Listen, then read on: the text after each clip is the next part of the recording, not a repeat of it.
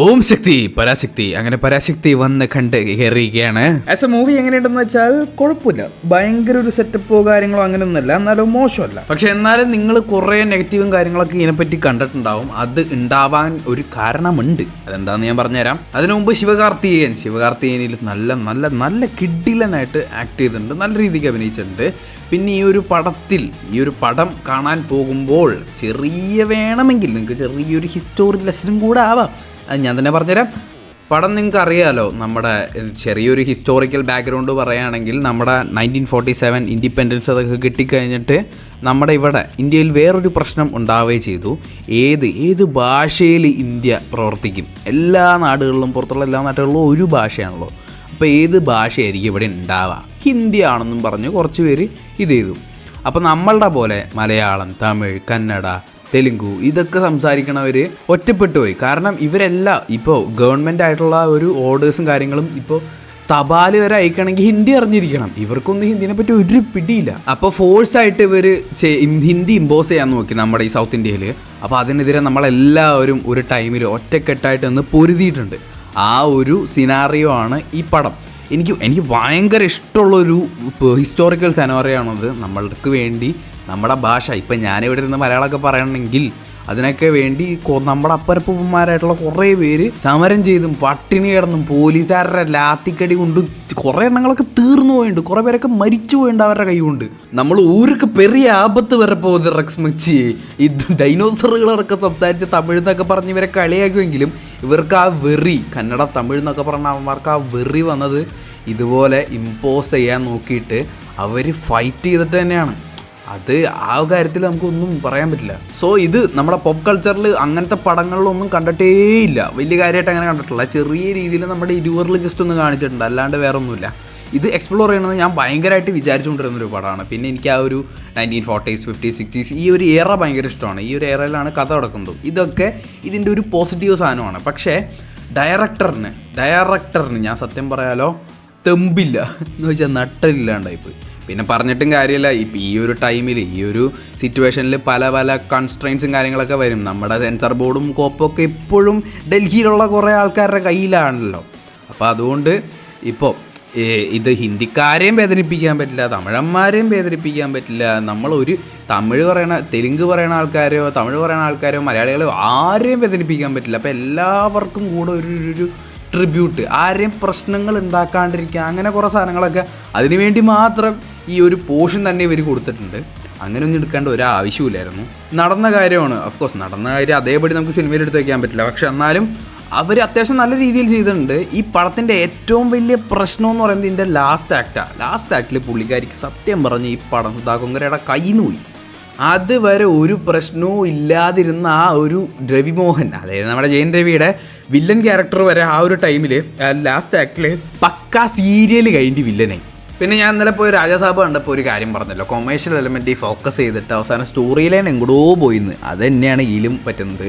നമ്മൾ ഈ തൊട്ടാപ്പാട്ട് വരും എന്നൊക്കെ പറഞ്ഞ പോലെ കൊമേഴ്ഷ്യൽ എലമെൻസിൽ റൊമാൻസ് അങ്ങനത്തെ കുറേ കാര്യങ്ങളിലൊക്കെ ഫോക്കസ് ചെയ്ത് സ്റ്റോറി ലൈൻ വന്നപ്പോൾ പുള്ളിക്കാരി കഥ പറയണല്ലോ എന്നായിപ്പോയി, എന്തൊക്കെയോ കാണിച്ചു വെച്ചു. പക്ഷേ കുഴപ്പമില്ലാതെ ആയിരുന്നു പോയിരുന്നത്. പക്ഷെ ലാസ്റ്റ് ആക്ട് വന്നപ്പോൾ ഫുള്ള് ഓവറാക്കി ചളാക്കി കൈ തന്നു, പക്കാ ഒരു സീരിയൽ പോലെ ആക്കി. പിന്നെ നിങ്ങൾക്ക് തമിഴ്നാട്ട് അറസിയൽ അവിടുത്തെ പൊളിറ്റിക്സിനെ പറ്റി ചെറിയ രീതിയിലൊരു അറിവുണ്ടെങ്കിൽ നിങ്ങൾക്ക് മനസ്സിലാവും ഇതൊരു പക്കാ DMK പുറപ്പകേണ്ട പടം പോലെയാണ് എടുത്തിരിക്കുന്നത്. അതാണോന്ന് എനിക്കറിയില്ല. പക്ഷേ DMKനെ നൈസായിട്ട് ഇപ്പോൾ എലക്ഷൻ വരണ്ടല്ലോ, സ്റ്റാലിൻ്റെ പാർട്ടിയാണ് DMK, അവരുടെ അപ്പനപ്പന്മാർ DMKക്കാരായിരുന്നു. സ്റ്റാലിൻ അങ്കിളുടെ ഡാഡി കരുണാനിധിനെയും DMK പാർട്ടീനെയൊക്കെ നല്ല രീതിക്ക് ഒന്ന് പൊക്കി അടിക്കുന്നുണ്ട്. പക്ഷേ അത് കുറ്റമൊന്നും പറയാനില്ല, കാരണം അവരാണ് അതിൻ്റെ ഈ ഇമ്പോസിഷനെതിരെയൊക്കെ അത്യാവശ്യം സ്ട്രോങ് ആയിട്ട് ആ ടൈമിൽ നിന്നത്. സോ ആ കാര്യത്തിൽ എതിർപ്പോ കാര്യങ്ങളോ ഒന്നുമില്ല. പക്ഷേ എന്നാലും ചില സിനിമാറ്റിക് ലിബർട്ടീസ് ഉപയോഗിച്ച് അത്യാവശ്യം കുറച്ച് ഓവറായിട്ട് പൊക്കി അടിച്ചിട്ടുണ്ട്, നമുക്ക് കണ്ടാൽ മനസ്സിലാവും. അതുകൊണ്ടാണ് ഈ സംഭവം ഈ TVK vs DMK സംഭവമാണെന്ന് പറഞ്ഞത്.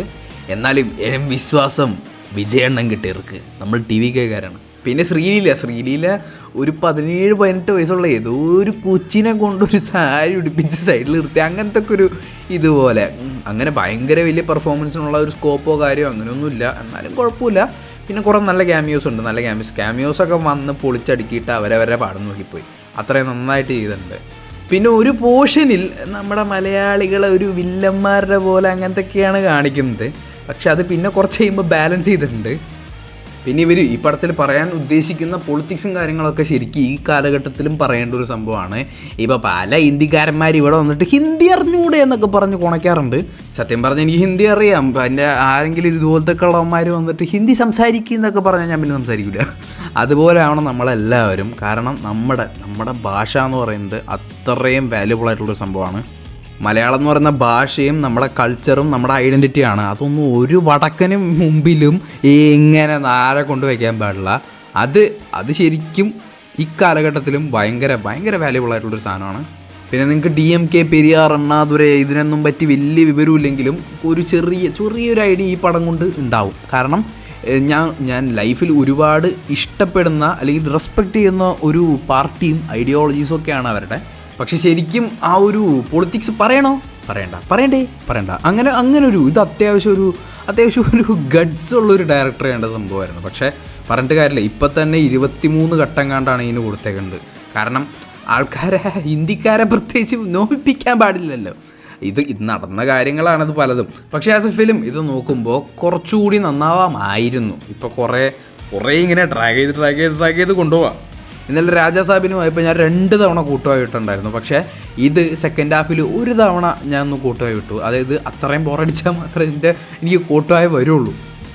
ഭയങ്കര ബോറടി കാര്യമൊന്നും പറയാൻ പറ്റില്ല. പക്ഷേ അവർ ആ ഒരു ഭയങ്കര സ്ലോ പേസ് ആവുന്നുണ്ട് ചില സമയത്ത്. പിന്നെ കണ്ടൻറ്റിൽ ഫോക്കസ് ചെയ്യുമ്പോൾ അത്യാവശ്യം സെറ്റപ്പ് ആവുന്നുണ്ട്. പിന്നെ ഭയങ്കര വലിയ ട്വിസ്റ്റോ ടേൺസോ അങ്ങനെ ഒരു സെറ്റപ്പ് പോലും ഒന്നുമില്ല. ഇത് നമുക്ക് എല്ലാവരും നമ്മൾ ഇന്നേ വരെ നമ്മൾ ജനിക്കുമ്പോൾ തൊട്ട് സിനിമ കാണാൻ തുടങ്ങിയ ആൾക്കാരാണ്. അതുവരെയുള്ള എല്ലാ സംഭവങ്ങളും ഇതിലുണ്ട്. എന്ന് വെച്ചാൽ നമുക്ക് പ്രെഡിക്റ്റബിളാണ്, ഭയങ്കര പ്രെഡിക്റ്റബിളാണ് എല്ലാ സ്റ്റോറിയും കാര്യങ്ങളൊക്കെ. പക്ഷേ അത്യാവശ്യം കുഴപ്പമില്ലാതെ എടുത്ത് വെച്ചിട്ടുണ്ട്. ഇപ്പോൾ രാവിലെ തന്നെ ഒരുപാട് നെഗറ്റീവും കാര്യങ്ങളൊക്കെ ഞാൻ കേട്ടിരുന്നു. അത് കണ്ടിട്ടാണ് ഞാൻ ന്യൂ ഷോയ്ക്ക് കയറിയത്. പക്ഷേ അതിനും മാത്രം നെഗറ്റീവോ കാര്യങ്ങളോ ഒന്നും ഇനി ഇല്ല. അതിനും മാത്രം ഒരു മോശം സിനിമയോ കാര്യങ്ങളൊന്നും അല്ല. ഒരു ആവറേജ് സ്ട്രിക്ട്ലി ആവറേജ് പടമാണ്, ബിലോ ആവറേജ് പോലുമല്ല. പക്ഷെ എന്നാലും നമുക്കറിയാലോ കറണ്ട് സിനാറിയോസ് ഏതാ നടക്കുന്നതെന്ന്. ചിലപ്പോൾ ആ ഭാഗത്തു നിന്നുള്ള ഡീഗ്രേഡിങ് ആയിരിക്കാം, എനിക്കറിയില്ല. പക്ഷെ എന്നാലും ഞാനും വിജയ് ഫാനാണ്. അതുകൊണ്ട് നമുക്കിതിനെ കുറ്റം പറയേണ്ട ഒരു ആവശ്യമില്ല. നല്ല സിനിമയാണെങ്കിൽ നല്ല സിനിമ എന്ന് പറയാം. ഇത് ഭയങ്കര മോശം സിനിമയൊന്നുമല്ല, എന്നാലും ഭയങ്കര നല്ല സിനിമയോ കാര്യങ്ങളൊന്നുമല്ല. പക്ഷെ എന്നാലും നിങ്ങൾക്ക് എന്തായാലും പോയി തിയേറ്റർ വാച്ച് ചെയ്യാനുള്ള സ്റ്റഫ് ഇതിലുണ്ട്. അത്രയും നല്ല പ്രൊഡക്ഷൻ ക്വാളിറ്റിയും അത്രയും കുഴപ്പമില്ലാത്തൊരു കഥാകാര്യങ്ങളും പിന്നെ പീരിയഡ് ഡ്രാമയാണല്ലോ. പീരിയഡ് ഡ്രാമ കണ്ടിരിക്കാൻ തന്നെ നല്ല രസമായിരിക്കും. നല്ല രീതിയിൽ ചെയ്തു വെച്ചിട്ടുണ്ട്. പിന്നെ നിങ്ങൾക്ക് നമ്മളൊക്കെ ഇതുപോലെ മറന്നുപോയ ഒരു കാലഘട്ടത്തിനെ പറ്റി അറിയണമെങ്കിൽ നിങ്ങൾക്ക് മനസ്സിലാവും. ഹിന്ദി ഇമ്പോസിഷൻ നടന്ന ഒരു ഫോഴ്സ്ഫുള്ളി നമ്മുടെ ഇവിടെയൊക്കെ നടന്ന ഒരു ടൈമിൽ ഏതായിരുന്നു എന്നൊക്കെ അന്നത്തെ സ്റ്റുഡൻസ് എങ്ങനെയാണ് അതിനെ എതിർത്തത്. അവരുടെയൊക്കെ കുടുംബം കളഞ്ഞ് സമരം ചെയ്ത് പട്ടിണി കിടന്ന് അങ്ങനെയൊക്കെ തന്നെയാണ് നമ്മളിപ്പോൾ നമ്മുടെ വീട്ടിലൊക്കെ ഇരിക്കുന്നത്. സോ ഇടയ്ക്കൊക്കെ അവരെ ഓർക്കുന്നത് വളരെ നല്ലതാണ്.